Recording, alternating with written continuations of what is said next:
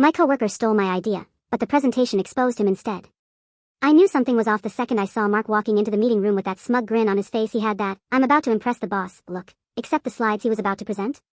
They were mine, my exact idea, my data, my formatting, even the damn color scheme I'd spent 3 nights perfecting. I sat there gripping my coffee cup so tight I thought it might shatter. The worst part? He didn't even bother to tweak it, just slapped his name on the cover slide and strutted up to the front like he'd single-handedly reinvented marketing. To understand why this moment stung so badly, you need to know this. I'm not the revenge type. I'm the quiet, work hard, stay late, don't make waves kind of employee, the one who believes that effort eventually gets noticed. Mark?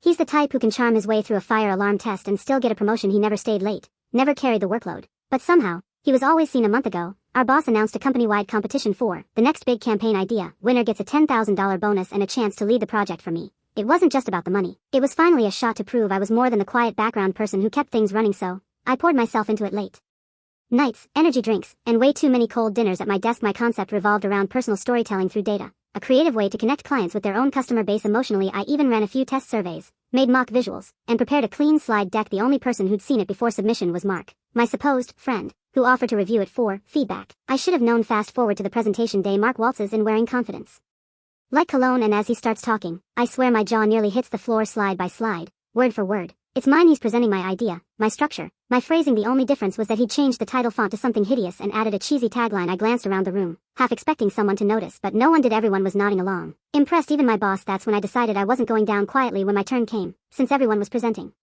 in alphabetical order, and my last name is Shaw, I calmly walked to the front. Before I start, I said, I just want to thank Mark for setting the stage perfectly for what I'm about to show you. He frowned, probably thinking I was being gracious. He had no idea what was coming. I clicked on my first slide, the real version of the presentation, the one with all the backup data, original drafts, and timestamped revisions. My screen displayed a live folder from our internal cloud system, complete with the last edited by, timestamps, and file history. Every single version showed my name, and one of them even had Mark's username. When he accessed it 2 days before submission, the room went dead silent. I didn't raise my voice. I didn't accuse him outright. I just smiled and said, some ideas take a lot of work and personal investment. I'm proud to show you the journey behind this one. Then I ran through the slides with confidence. Smoother visuals, stronger results, and even a few improvements since my last draft. When I finished, the boss looked stunned. Then he turned to Mark and asked, do you want to explain this file history?